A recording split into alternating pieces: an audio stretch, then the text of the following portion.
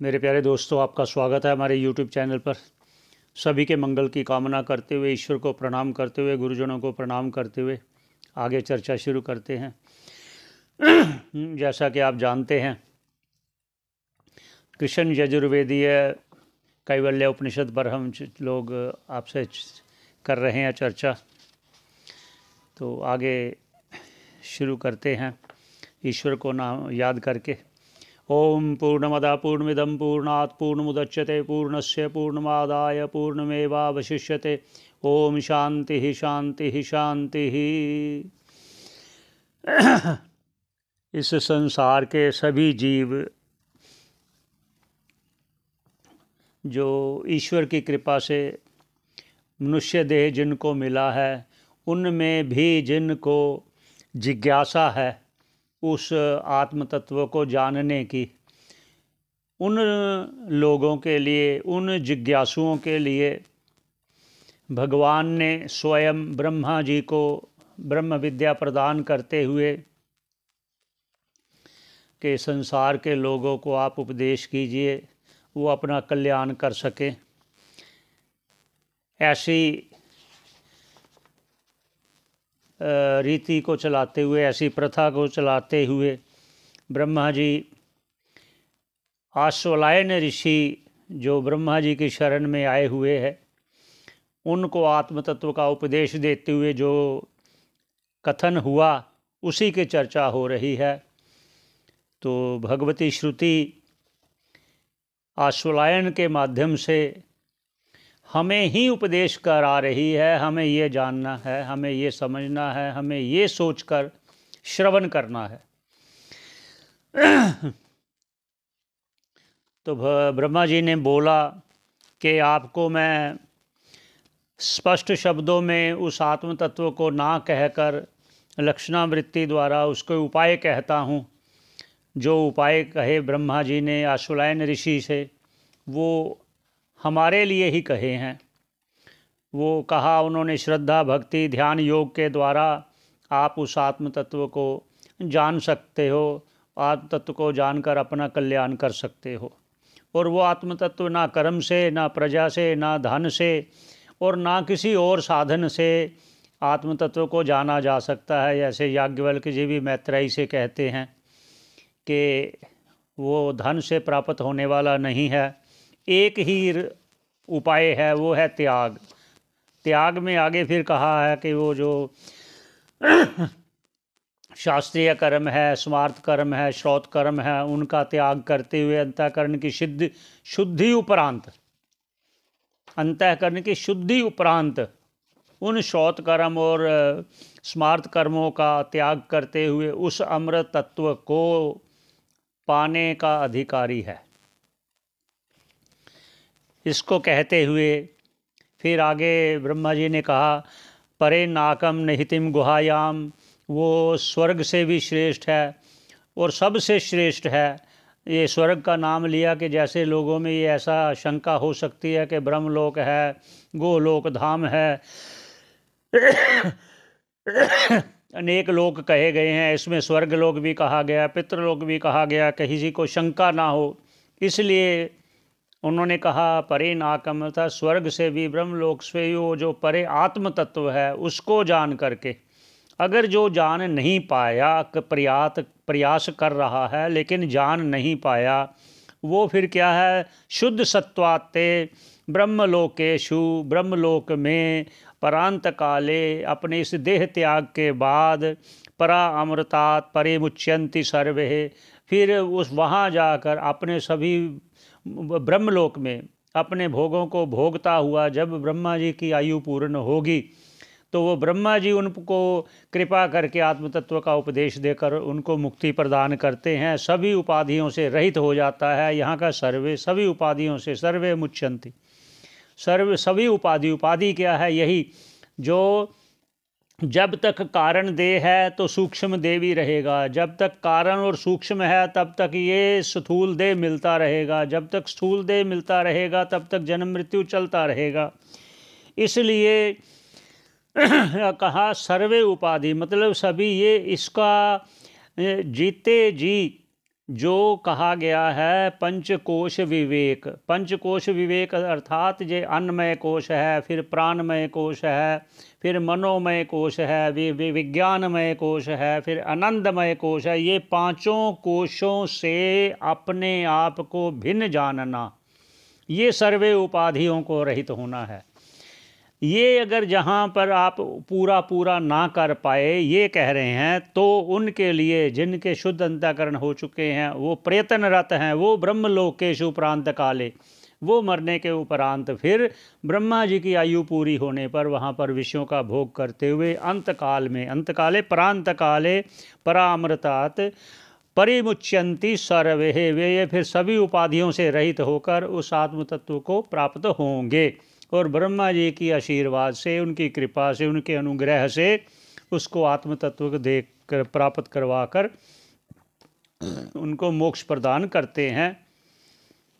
जो अपना स्वरूप प्राप्त करना, अपना स्वरूप जानना ही मोक्ष है, ये समझना। कोई मोक्ष कोई अलग चीज़ नहीं है। ऐसा कहते हुए फिर आगे कहते हैं कि जो ऐसा अगर नहीं कर पाया, तो पहले कह दिया कि वो देह त्यागने के बाद ब्रह्मलोक में होगा, तो और भी जो कोई ऐसा प्रयत्नरत है, जो प्रयत्न करना चाहता है, उसके लिए फिर आगे कहा उपासना कर तुम उसके लिए उपासना का फिर विशेष उनको बताया कि विविक्त देशे चाहे एकांत देशे चाहे शब्दात व्याकुल, अव्याकुल अर्थात जहाँ कोई शोर ना हो, ऐसी स्थिति को शुचिता रखते हुए, शुद्धि रखते हुए, अंतर्बाह्य शुद्धि रखते हुए, समग्रीवा रखते हुए, शरीर को स्थिर करते हुए उसका ध्यान करे। और ध्यान भी कैसा करे? सभी राग द्वेष होकर, खेद रहित होकर, प्रसन्न चित्त से उस ईश्वर को पाने का प्रयास करे, उस आत्म तत्व को जानने का प्रयास करे। ऐसा कहते हुए फिर आगे कहते हैं, ये संक्षेप में कहते चलते हैं थोड़ा सा, इसी को अभ्यास कहा गया है, इसको अभ्यास कहा गया। जो ये अभ्यास का अर्थ क्या है ये भी कहते चलते हैं। जो षड लिंग हैं, जो उस आत्म तत्व को जानने में सहायक हैं, उसमें एक अभ्यास है, इसलिए कहा गया है। वे चलते चलते कहते चलते हैं। फिर आगे कहा उन्होंने जो अचिंत्य है, अचिंत्य अर्थात जो मन से चिंतन करने वाले नहीं हैं, ऐसा जो व्यापक आत्म तत्व है, मन से भी जो चिंतनीय नहीं है, अचिंतनीय है, वो अव्यक्त है। क्योंकि चिंतन किसका होगा? चिंतन होगा जो साकार वस्तु है, जो सामने दिखाई देती है, इतना आकार है, इतना बड़ा है, इतना ये चौड़ा है, इतना लंबा है, ये वाला सारा आकार देखते हैं। चिंतन उसका होगा जो सामने हम दिखाई दे। लेकिन ईश्वर तो निराकार है, निर्गुण है। इसलिए या एक और, अगर इतनी ज़्यादा भक्ति हो जाए, इतनी ज़्यादा तड़प हो जाए उस ईश्वर को पाने के लिए, फिर ईश्वर उसके लिए साकार रूप धारण करके उसको दर्शन देते हैं। जैसे त्रेता युग में भगवान राम ने अपने सभी भक्तों को दर्शन दिए हैं, द्वापर में भगवान कृष्ण जी ने भी दर्शन दिए हैं, और बीच बीच में अवतरित होकर जो इतने ज़्यादा तड़पते हैं कि उनको दर्शन करना चाहते हैं, उनको माया के बल से, माया को अधीन करके अपना साकार रूप लेकर उनको दर्शन देते हैं। लेकिन दर्शन देने के बाद उसको, वो तो ज्ञान प्राप्ति के बाद ही मोक्ष होगा, ये भी बात आप समझिए। क्यों ऐसा क्यों कह दिया? कि भगवान स्वयं कहते हैं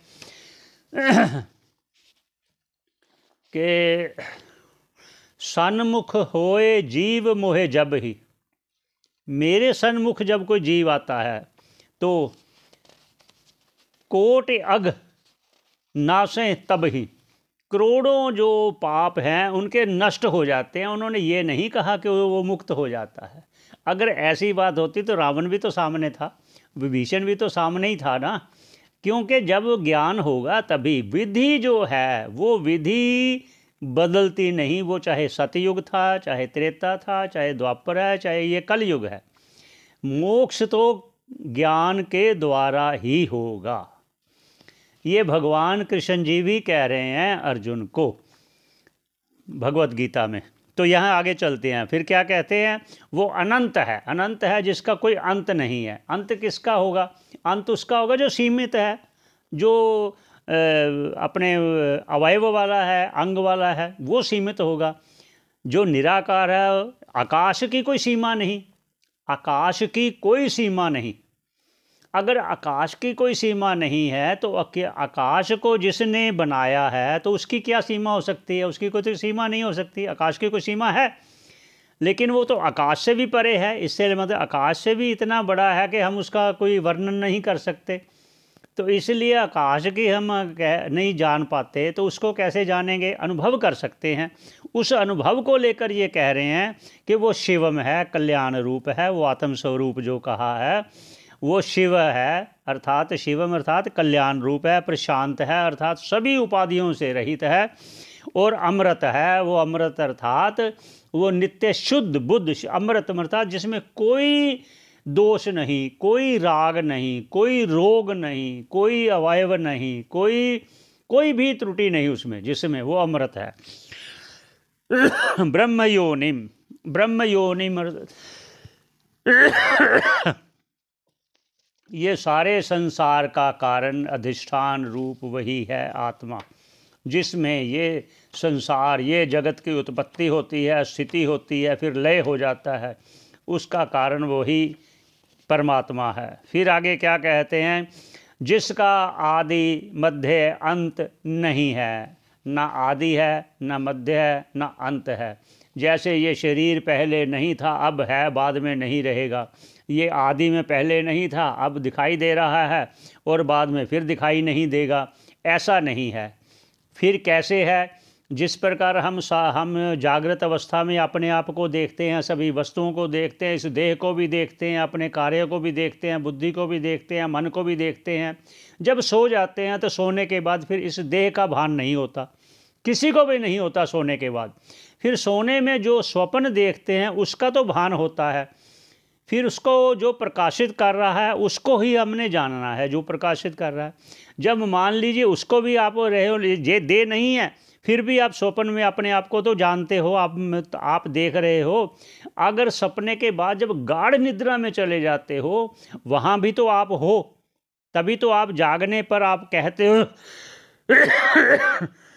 अहम सुखम स्वाप्सम ना किंचित अवेदिसम, मैं सुख से सोया, ऐसा सोया कि मुझे पता ही नहीं चला, कुछ भी पता नहीं चला। ये किसने कहा? क्योंकि आप थे वहाँ। देखिए, जागृत में ये देह ना होने पर भी स्वप्न में आप थे, स्वप्न भी ना होने पर गाढ़ निद्रा में भी आप थे। आपने कहा कि मैं था, सुख से सोया था। अगर ये भी ना सोचिए कोई मूर्छित हो गया, अगर 1 महीने, 2 महीने, 4 महीने कोई मूर्छित रहा, कोमा में चला गया, फिर कुदरत से, आशीर्वाद से वो लौट आया, तो क्या कहता है? क्या हुआ था मुझे, क्या हुआ था मुझे? लेकिन वो था ना, उसको ना इस देह का भान था, ना इस जगत का भान था। इसलिए उस आत्म तत्व को निरंतर नित्य जानो, एक रस जानो, अखंड जानो, आनंद रूप जानो। आनंद क्यों कहा? आनंद क्यों कहा? जिस प्रकार जागृत में आप कुछ खाते हो, पीते हो, तो आपको अच्छा लगता है। जो चीज़ वस्तु अच्छी लगती है, उसी अच्छेपन को जानने के लिए, अनुभव करने के लिए पुनः फिर इच्छा करते हो। फिर जो अच्छी लगती है उसी को दोबारा फिर उस अच्छेपन को पाने के लिए, उस आनंद, वो आनंद ही है ना एक, तभी तो आपको अच्छा लगा ना। वो आनंद को जानने के लिए, उस आनंद का अनुभव करने के लिए, उस आनंद का भोग करने के लिए पुनः कहते मुझे वही चीज़ चाहिए, फिर वही चाहिए। लेकिन जब आप स्वप्न में जाते हो तो भी वहाँ उस आनंद का उपभोग करते हो। फिर जब ये तो हो गया, वहाँ आप देखते हो, किसी दूसरी वस्तु को देखते हो, जिसको खाते हो, पीते हो, जिसको अनुभव करते हो, वो दूसरी चीज़ है, स्वप्न में भी और जागृत में भी। लेकिन जब आप चले गए सुषुप्ति में, गाढ़ निद्रा में चले गए, वहाँ तो कोई चीज़ नहीं, फिर भी आप कहते हो मैं बड़े सुख से सोया, बड़ा मज़ेदार सोया। तो वहाँ तो कोई वस्तु नहीं थी, क्योंकि वहाँ आपका स्वरूप का आनंद है।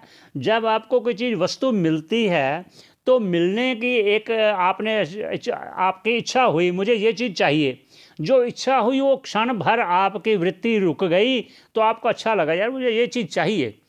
फिर जब चीज़ प्राप्त होगी तो उसको और खुशी हो गई आपको, और जब खाने लगे तो और आनंद आ गया। इसी को तीनों वृत्तियों में कह दिया है। मोद प्रमोद, इस वृत्तियों को लेकर ही कह दिया। 3 वृत्तियां हुई हैं, प्रिय मोद प्रमोद। प्रिय इच्छा हो गई, मोद हो गया मिल गई, प्रमोद हो गया अनुभव उसका भोग कर रहे हैं, ये वृत्तियों को ही कहा। ये सभी वृत्तियां, सभी उपाधियां, सभी चीज़ जब जब सुषुप्ति में गाढ़ निद्रा में शांत होकर हमें सुख का अनुभव कराती हैं तो वही प्रशांत, सभी उपाधियों रहित, सभी विषयों के रहित वो जो शांत चित्त है, वो प्रशांत अमृत है, वो ब्रह्म है, वो आत्मा है।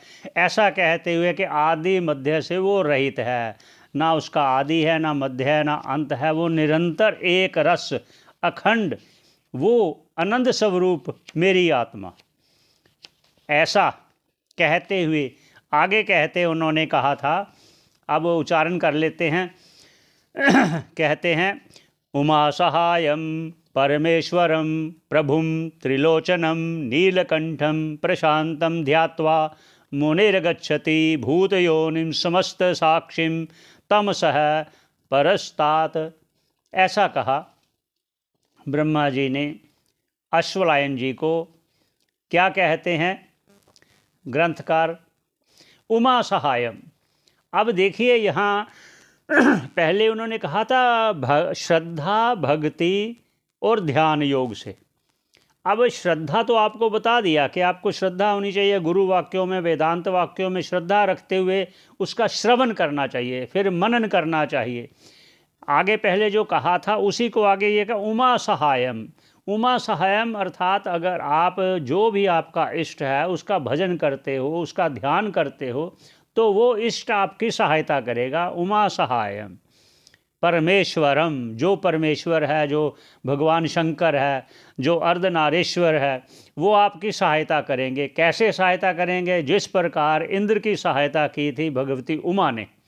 कहाँ किया था? उपनिषद में ये चर्चा आती है कि जब देवताओं का असुरों से युद्ध हुआ और देवता लोग जीत गए, लेकिन जीतने में, देवताओं के जीत में ईश्वर की शक्ति थी, परमात्मा ने उनको शक्ति दिया तो वो जीत पाए।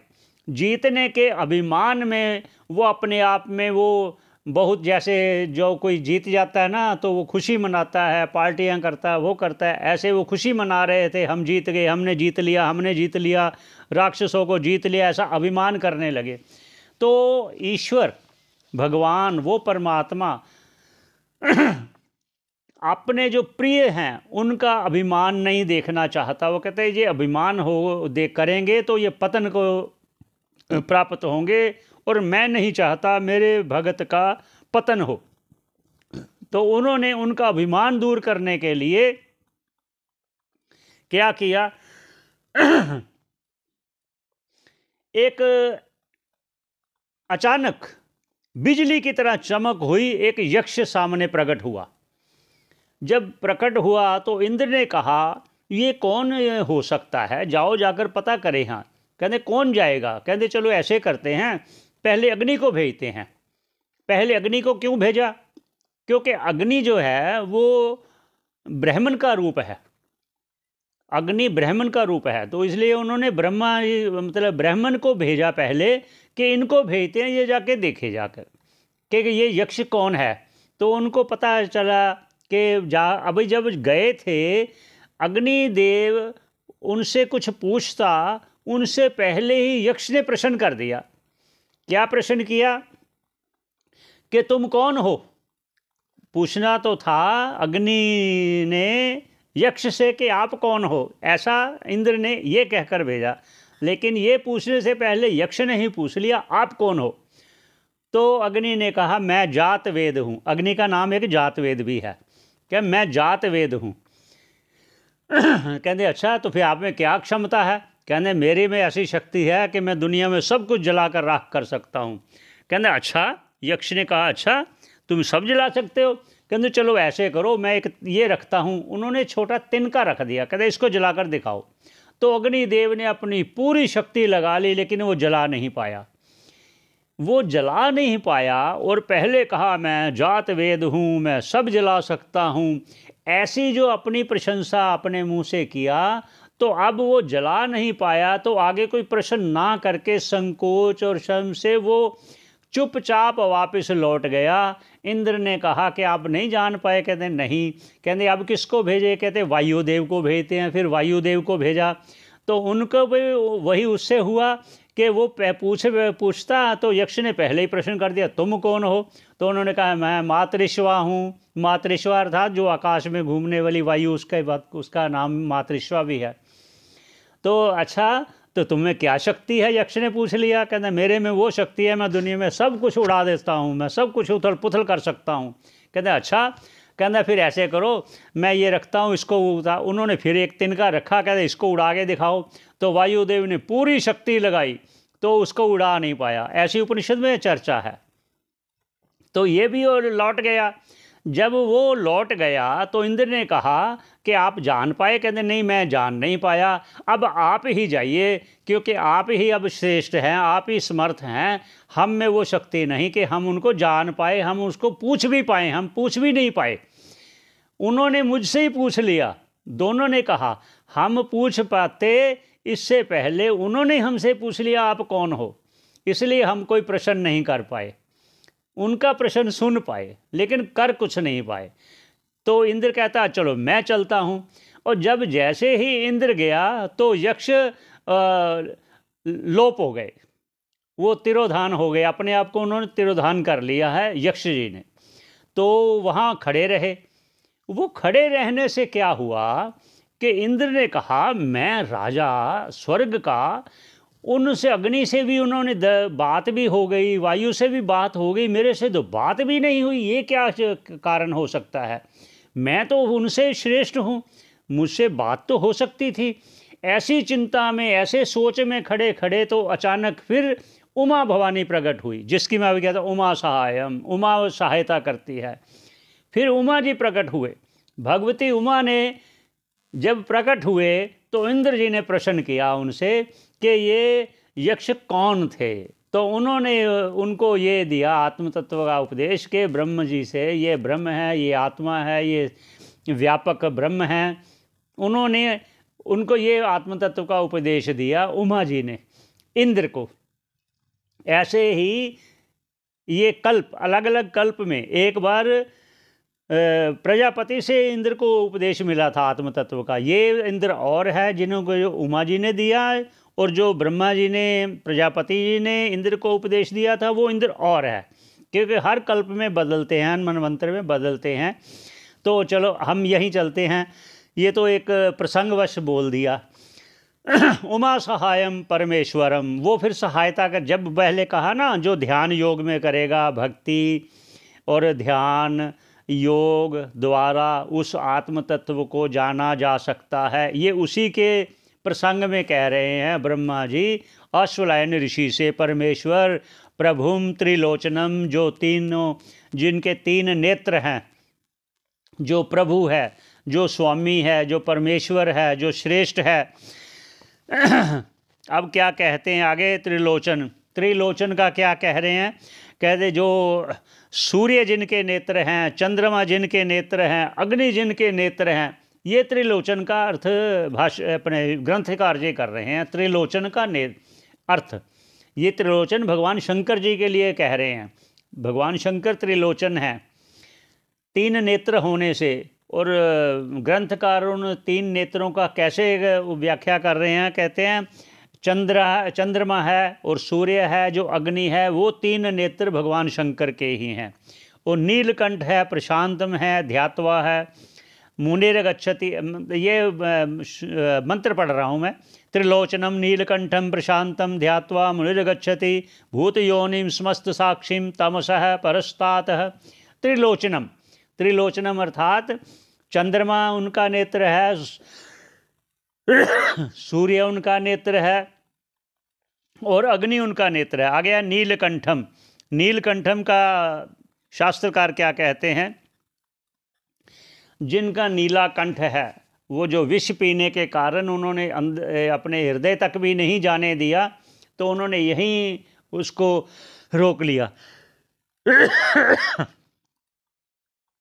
ऐसे भगवान शंकर का प्रसन्न वदने इंद्रियम ध्यात्वा, ध्यात्वा प्रयत्न करते हुए, ध्यान करते हुए उस त्रिलोचन, उस भगवान शंकर का, तम नीलकंठम, उस नीलकंठ भगवान का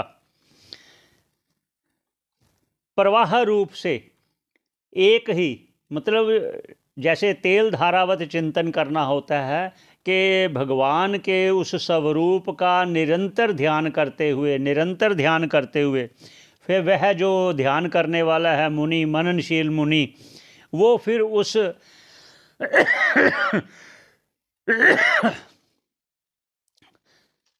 उस आत्म तत्व को प्राप्त करता है। किस आत्म तत्व को प्राप्त करता है? किस आत्म तत्व को प्राप्त करता है? जो भूत योनिम, जो सभी भूतों का कारण है, उस आत्म तत्व को, जो समस्त साक्षी है, जो सभी बुद्धि इंद्रियों का, मन का, वृत्तियों का जो साक्षी है, जो सभी क्रियाकलापों का साक्षी है, ऐसे वो तम साक्षी, वो जो साक्षी है, ऐसा आत्मा, उस आत्मा को प्राप्त करता है। और क्या है? तमसः, जो तमसः है अर्थात सभी विक्षेप, आवरण जो कहा है, अविद्या, आवरण और काम, कर्म, और जो कहा अविद्या है, अस्मिता है, राग, द्वेष, अभिनिवेश, इन सब से जो परे, इनसे सब से जो परे है, अविद्या, शून्य, ये सभी जो विद्या आदि, विद्या नहीं बोल, अविद्या अर्थात अज्ञान, अज्ञान अर्थात जो तमसा है, जो कहा उन्होंने, उस अज्ञान से परे है, जो इनसे शून्य है, उस आत्म तत्व को प्राप्त करता है। ऐसा प्रयत्न करने वाला, फिर कैसे कहते हैं? ऐसा प्रयत्न करने वाला जो उस आत्म तत्व को जान जाता है। तो फिर क्या कहते हैं आगे? सा ब्रह्मा, सा शिवः, सा इंद्रः, सो अक्षरः परमः, स्वराट, सा एव विष्णुः, सा प्राणः, सा कालग्निः, सा चंद्रमा। ये मंत्र का फिर आगे करेंगे, जो जैसा ग्रंथकार कहते हैं। यहीं विश्राम देते हैं। सभी के मंगल की कामना करते हुए पुनः सभी का श्रवण करने का धन्यवाद।